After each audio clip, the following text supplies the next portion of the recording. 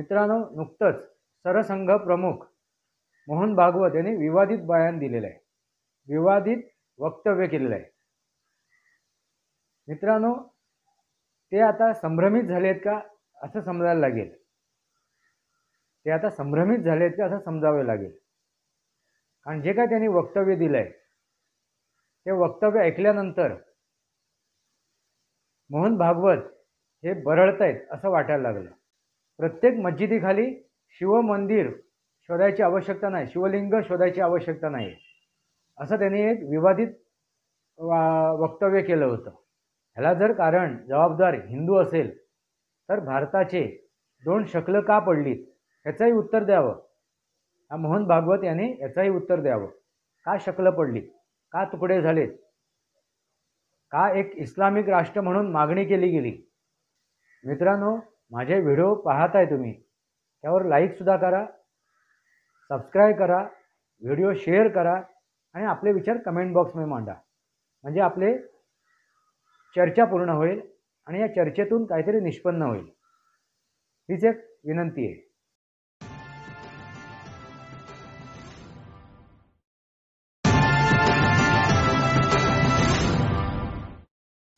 नमस्कार मित्रांनो, वास्तवावर बोलू काहीतरी या शृंखलेमध्ये पुन्हा एकदा आपलं स्वागत. मी आपला मित्र राजेश वासंती साबाजी किळुस्कर. मित्रांनो, नुकतंच सरसंघ प्रमुख मोहन भागवत यांनी विवादित बयान दिलेलं आहे, विवादित वक्तव्य केलेलं आहे. मित्रांनो, ते आता संभ्रमित झालेत का असं समजायला लागेल. ते आता संभ्रमित झालेत का असं समजावे लागेल. कारण जे काय त्यांनी वक्तव्य दिलंय ते वक्तव्य ऐकल्यानंतर मोहन भागवत हे बरळतायत असं वाटायला लागलं. ते आता बरळतायत असं वाटायला लागलंय. नक्की काय त्यांचं बरळणं आहे, काय ते विवादित भाषण आहे ते आपण समजून घेऊ. तत्पूर्वी आपण पहिल्यांदा ते भाषण ऐकू. ती एक छोटीशी क्लिप आहे, मी ती टाकतोय, तुम्ही ती आधी बघा म्हणजे तुमच्या लक्षात येईल ते काय बरळत आहेत ते. सरसंघ चालकांचा रोख नेमका कुणाकडे या चर्चा आता रंगू लागल्यात. ही हार्मनी जर जगाला पाहिजे असेल तर आपल्या देशात याचं मॉडेल उभं करायचं म्हणजे ही हार्मनी आपल्या देशात असली पाहिजे. श्रद्धेचा आदर, त्यामुळे राम मंदिर झालं पाहिजे, ते होत आहे. हिंदूंची श्रद्धास्थान हिंदूंना वाटतं, परंतु असं केलं म्हणजे हिंदूमध्ये नेता होता येतं म्हणून, किंवा अतिरेकी भूतकाळाच्या ओझ्याच्या परिणामामुळे अतिरेकी तिरस्कार, द्वेष, शत्रुता, संशय याच्या पोटी रोज एक नवीन प्रकरण काढणे हे कसं चालेल? हे नाही चालणार. शेवटी आपलं सोल्युशन काय आहे? जगाला आपल्याला दाखवायचं आहे की आपण सगळे एकत्र नांदू शकतो. आपल्या देशात त्याचा छोटासा प्रयोग झाला पाहिजे. आमचंच खरं, बाकी सगळ्यांचं चूक चालणार नाही. हे सगळं वेगवेगळं असेल तरी मिळून मिसळून राहू. आमच्या व्यवहारामुळे दुसऱ्याची अडचण होणार नाही. मित्रांनो, ऐकलत का? आणि जितकी त्यांचे जे वक्तव्य तुम्ही ऐकलत, माझं जे काही ते काय म्हणतायत, तितकी श्रद्धा. तर आता राम मंदिर बनून तयार झालेलं आहे, राम मंदिर बनते आहे. आता राम मंदिर बनल्यानंतर आणखीन असे विवाद करणं चुकीचे आहे. यापूर्वी सुद्धा त्यांनी एक असं वक्तव्य केलं होतं, प्रत्येक मस्जिदीखाली शिवमंदिर शोधायची आवश्यकता नाही, शिवलिंग शोधायची आवश्यकता नाही, असं त्यांनी एक विवादित वक्तव्य केलं होतं. त्याच्यावर नंतर सुद्धा बराच विवाद झाला होता, भरपूर त्याच्यावरती चर्चा झाली होती. आता मित्रांनो, परत एकदा त्यांनी असा विवादित बयान दिलेलं आहे, विवादित वक्तव्य केलेलं आहे. ते वक्तव्य काय आहे, ते काय म्हणतायत, राम मंदिर नंतर असे परत आता विषय काढायची आवश्यकता नाही आहे. कारण काय, ह्या देशात आपली एकता आहे, संप्रभुत्वता आहे, ती अशी दिसली पाहिजे, जगाला दिसली पाहिजे आणि आपण एक उदाहरण म्हणून जगासमोर जायला पाहिजे. आणि ते जर आपल्याला उदाहरण म्हणून जर जगासमोर जायचं असेल तर तुम्ही मंदिरांचे म्हणजे हे थांबवा, मागणी थांबवा. म्हणजे मित्रांनो, आता जो एक विवाद चालू आहे तो एका आर्टिकलवरती आहे. तो काय, प्लेसेस ऑफ वर्शिप ॲक्ट, हा जो चुकीच्या प्रकारे हे आर्टिकल गैर मुसलमानांच्या डोक्यावरती मारलेलं आहे आणि ते स्वीकारायला लावलेलं आहे, आणि ते पण कुठल्या देशात, ज्या देशामध्ये धर्मनिरपेक्षता आहे. मग जर धर्मनिरपेक्षता आहे तर अमुक एका धर्माला, तथाकथित धर्माला संरक्षण देणं आणि बाकीच्या धर्मांची पायमिलन करणं, ही कुठली धर्मनिरपेक्षता? मग असा जो आर्टिकल आहे, असा जर एक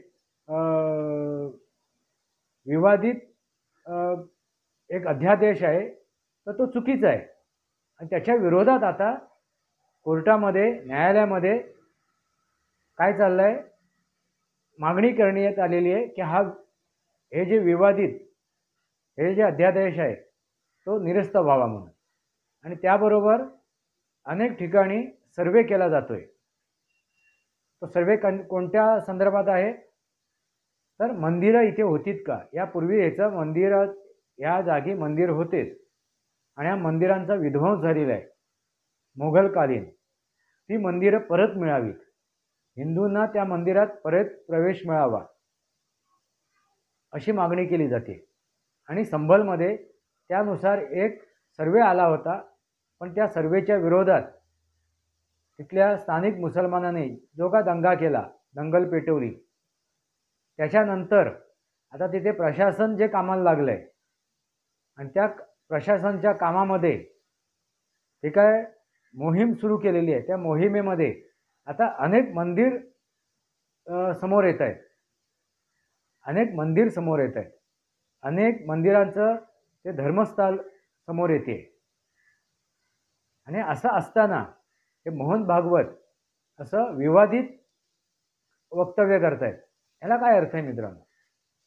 RSS म्हणजेच हिंदू नव्हे, RSS म्हणजे हिंदू नव्हे, आणि RSS यांनीच फक्त हिंदूंचा ठेका घेतला आहे असं नव्हे मित्रांनो.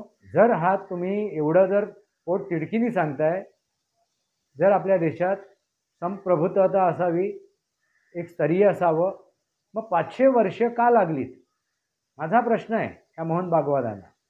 500 वर्ष का लागलीत राम मंदिर बनायला? परत कोर्टात का जावं लागलं? कोर्टाच्या बाहेर याचा निवाडा का लागला नाही? मग त्या मुसलमानांनी हे राम मंदिर का स्वीकारलं नाही? की बाबरी मस्जिद तुटली होती, नेस्तनाबूत झाली होती, त्यानंतर ह्याच मुसलमानांनी ती का मान्य केली नाही की आपण कोर्टाच्या बाहेर सेटलमेंट करूया आणि तुम्ही तिथे राम मंदिर बांधा?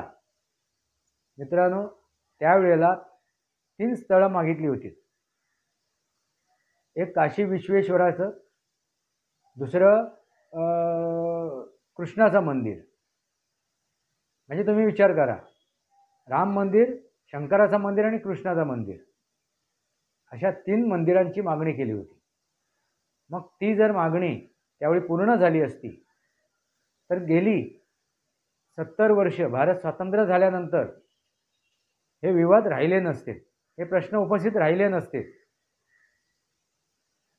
मग जर तुम्ही विचार करताय, तुम्ही जे बोलताय, ह्याला जर कारण जबाबदार हिंदू असेल तर भारताचे 2 शकलं का पडलीत ह्याचंही उत्तर द्यावं. हा मोहन भागवत यांनी याचंही उत्तर द्यावं. का शकलं पडली, का तुकडे झालेत, का एक इस्लामिक राष्ट्र म्हणून मागणी केली गेली? मग त्यावेळी तुम्ही कुठे झोपले होतात? त्यावेळी तुमचे जे पूर्वज होते ते कुठे झोपले होते? त्यावेळी त्याची अखंडता खंडित झाली नाही का? हा एक प्रश्न आहे हिंदूंकडून. मोहन भागवतांनी त्याच्यावरही उत्तर द्यावं. ज्या आक्रांतांनी येऊन इथली मंदिरं तोडली, विध्वंस केला, ती मंदिरं जर हिंदू मागत असेल, तो त्यांचा अधिकार आहे, तो त्यांचा हक्क आहे आणि तो ते मागत असतील तर काय गैर लागू आहे? जर ह्या भारताची फाळणी झाली नसती तर एखाद्या वेळेस हा विचार करता आला असता. जर या भारताची फाळणी झाली नसती तर हा विचार करता आला असता. काही मंदिरांची मागणी करून बाकीच्या मंदिरांवर, बाकीच्या ठिकाणीवरती पाणी सोडलं असतं. पण तुम्ही जर एक इस्लामिक स्टेट, इस्लामिक देश मागून घेऊन गेलाय आणि त्यानंतर जर तुम्ही असलेल्या बाकीच्या भारतातील धर्मस्थळावरती आपला हक्क दाखवताय आणि तो जबरदस्तीने दाखवताय आणि त्या बहुसंख्येने तिथे हिंदू असताना, तर हे न्यायिक नसणार आहे, हे न्यायाला धरून नसणार आहे. हे कधी समजेल या मोहन भागवतांना. मित्रांनो, हे असे जे वक्तव्य करणारी जी लोक आहेत ना, बुद्धिजीवी, हे स्वतःला बुद्धिजीवी समजतात आणि आपल्या अकलेचे तारे तोडतात. ह्याच प्रकारे ह्या मोहन भागवताने हे आपल्या अकलेचे तारे तोडलेले, हे बरळले आहेत. मित्रांनो, हे उद्विग्न मनाने मी सांगतोय, हे उद्विग्न मनाने सांगायची पाळी आली. या अगोदर सुद्धा ते म्हणाले होते, प्रत्येक मस्जिदाखाली शिवलिंग शोधू नका. अरे तुम्ही सांगणारे कोण आहात?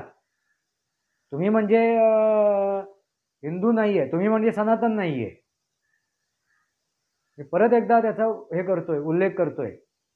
जर मुसलमानांनी इस्लामिक राष्ट्र म्हणून, इस्लामिक देश म्हणून जर मागणी केली नसती आणि तो वाटा घेतला नसता, तर ही गोष्ट एखाद्या वेळेस मान्य केली असती, ही गोष्ट एखाद्या वेळेस मान्य झाली असती.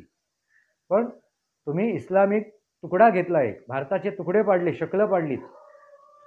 त्यानंतर तुम्ही तिथे इस्लामिक राष्ट्र स्थापन केलं, देश स्थापन केला. तिथे इस्लामिक तुम्ही कायदे सुरू केलेत आणि तिथल्या गैरमुसलमानांची तुम्ही हत्या केली. तेथील गैरमुसलमान नेस्तनाबूत झाला. आता बांगलादेशमध्ये काय घडते ह्या मोहन भागवतांना माहिती नाही का? डोळे बंद आहेत का त्यांचे? अशी म्हणायची आता वेळ आली आहे. आपल्या अकलेचे तारे तोडणारे असे हे बुद्धिजीवी ज्यावेळी बरळणार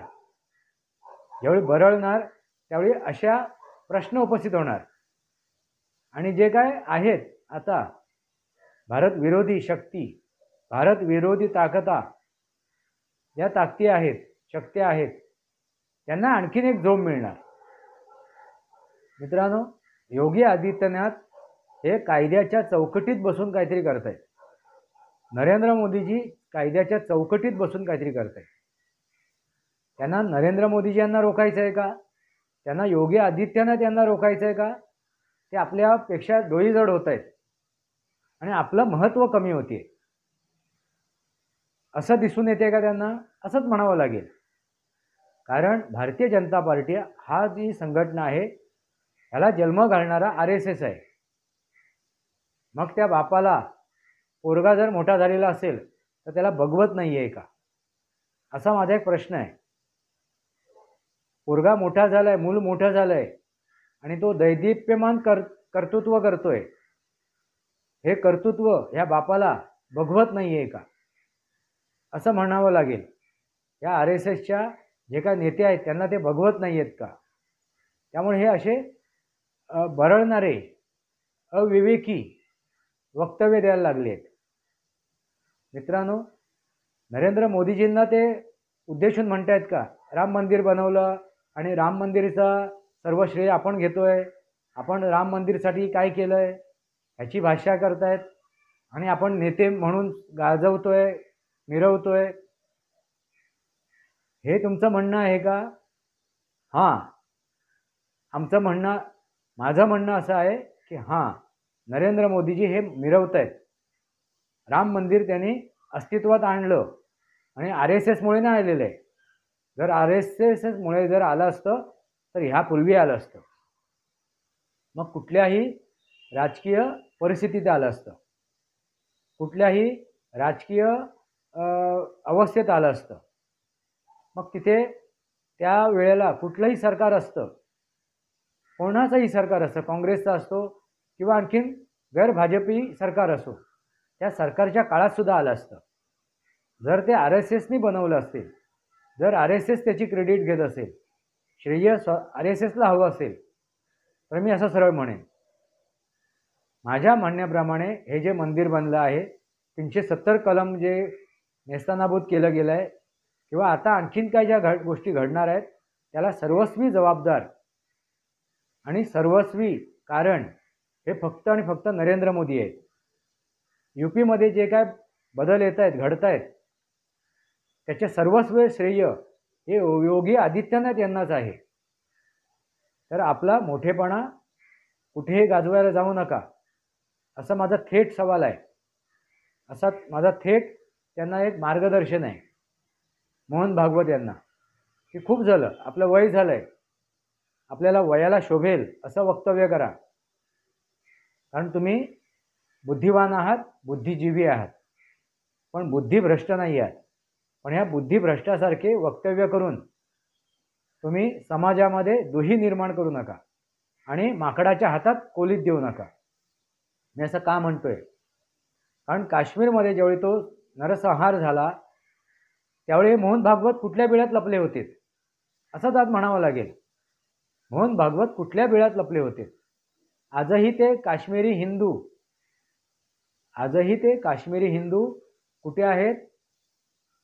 तर ह्याच्यामध्ये आहेत, काय म्हणतात त्याला, रिहॅब सेंटरमध्ये आहेत. रिहॅब सेंटरमध्ये त्यांना अजून त्यांचं हक्काचं घर मिळालेलं नाही आहे. ह्याच्याबद्दल कधी ते मोहन भागवत यांनी वक्तव्य केले आहे का, विचार मांडले आहेत का? त्या रिहॅब सेंटरमधून परत काश्मीरमध्ये त्यांना घर मिळावं असा कधी त्यांनी प्रयत्न केला आहे का? तो दिसून येतोय का? अशी वक्तव्य केली आहेत का? भले प्रयत्न करत असतील ते, पण असं वक्तव्य त्यांनी केलं आहे का? पण ज्यावेळी त्यांचा नरसंहार झाला त्यावेळी हे जे शांतिदूत होते, या शांतिदूतांची त्यांना आता पोटतिडकी आलेली आहे. मित्रांनो, मुसलमान म्हटला की तो 80% मुसलमान हा जेहादीच आहे आणि त्यांचा जेहाद एकच आहे, तो म्हणजे फक्त इस्लाम. ते त्यांनी 2024च्या निवडणुकीमध्ये दाखवून दिलेलं आहे. लोकसभेच्या निवडणुकीमध्ये त्यांनी तो जिहाद कसा केला. त्यांनी महाराष्ट्रातील विधानसभेच्या निवडणुकीमध्ये सुद्धा अगदी स्पष्टरित्या तो जिहाद दाखवून दिलेला आहे. आणि एवढं सर्व लक्षात आल्यानंतर हे मोहन भागवत जर सहिष्णूचा आवणत असतील, धर्मनिरपेक्षाचा आवणत असतील, तर ह्यांच्यासारखे बुद्धिभ्रष्ट कोणी नसतील. मित्रांनो, आता संभलमध्ये या दंगल झाल्यानंतर, जे काय प्रकार झाल्यानंतर ज्या काय गोष्टी आता उजेडात येत आहेत, ज्या गोष्टीवरती आता प्रकाश पडतोय, त्याच्यानंतर पूर्ण देशच नव्हे तर पूर्ण विश्व आता काय झालं आहे, सावध झालेलं आहे. आणि त्यानंतर हे जर मोहन भागवत अशी जर वक्तव्य देत असतील तर ती वक्तव्य घृणास्पद आहे. ते सनातन द्रोही आहेत असं म्हणायला हरकत नाही. हे सनातन द्रोही आहेत, हे हिंदू द्रोही आहेत. अशा बुद्धिजीवींचा हिंदूंना किंवा सनातनला काही आवश्यकता नाही आहे. मी अगदी स्पष्ट भाषेत मांडतोय. त्यामुळे मी काय म्हणालो, मोहन भागवत बरळलेत. मित्रांनो, तुम्हाला काय वाटते? मी अगदी स्पष्ट भाषेत माझं वक्तव्य ठेवलेलं आहे, माझे विचार मांडलेले आहेत. आता अशा बुद्धिजीवीने आपल्या अकलेचे तारे तोडायचे थांबवावे, अन्यथा कारवाई तुमच्यावर केली जाईल, तुमच्यावरती तो दंड उचलला जाईल, तुमची तोंड बंद केली जातील. नंतर ते विरोधक किंवा जे अधर्मी आहेत त्यांचा आपण निष्पात करू. पण पहिल्यांदा अशा ह्या बुद्धिजीवींचा निष्पात करणं गरजेचं आहे. अशा बुद्धिजीवींची तोंड बंद करणं गरजेचं आहे. त्यांनी आपल्या तोंडांना टाळी मारावीत आणि ते लॉक करावीत आणि ती चावी समुद्रात फेकून द्यावी, म्हणजे परत तोंड उघडणार नाही. असे अशोभनीय वक्तव्य करायला, असे असंसदीय वक्तव्य करायला, असे कायदा नियम उल्लंघन करून वक्तव्य करायला, आणि ते वक्तव्य सनातनच्या विरोधात आहेत, हिंदूंच्या विरोधात आहे. मित्रांनो, तुम्हाला काय वाटते? आपलं मत कमेंट बॉक्समध्ये मांडा. हे जे काय चाललंय आता देशामध्ये, एक एक बुद्धिजीवी आपापल्या बिळातून बाहेर येतोय, एक एक बुद्धिजीवी आपल्या अकलेचे तारे तोडतोय, हे आता कुठेतरी थांबायला हवं. आणि हे कधी थांबू शकतो? ज्यावेळेस हिंदू एकवटेल, एक गठ्ठा होईल, 100% एका ठिकाणी येईल आणि वास्तव स्वीकारेल. कारण वास्तव एकच आहे आणि ते साफ स्वच्छ आहे. ते वेळोवेळी क्षणोक्षणी पदोपदी या इस्लामिक कट्टरपंथी मी म्हणणार नाही मित्रांनो, त्यांची मानसिकता तीच आहे आणि जगभरात तीच दिसून येते. इथे कट्टर आणि कट्टर नाही असं म्हणताच येणार नाही. 5 ते 10% हे ह्या इस्लाममध्ये काय आहेत, विचारवंत आहेत, विवेकी आहेत. पण बाकीचे जे सर्व आहेत ते अधर्मी आहेत. बाकीचे सर्व आहेत ते अधर्मी आहेत. मग त्यांची दिशाभूल झालेली असो, ते संभ्रमित झालेले असो किंवा आणखीन काही मार्गाने असो, कारण त्यांना सुधारायचं नाही आहे. त्यांना ते इस्लामच्या पलीकडे दुसरं काही शोधायचंच नाही, बघायचंच नाही आहे.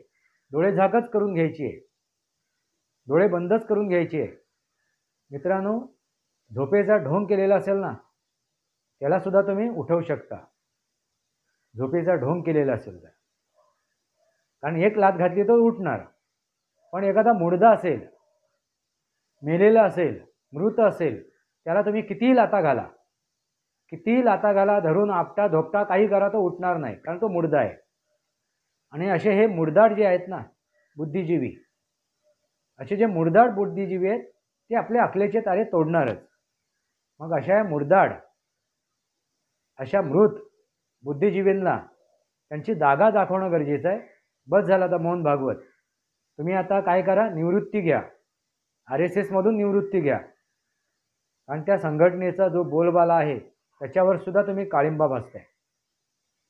त्या संघटनेचे जे महत्त्व आहे, महात्म्य आहे, त्याच्यावर सुद्धा तुम्ही काळिंबा भासताय हे तुमच्या वक्तव्यामुळे.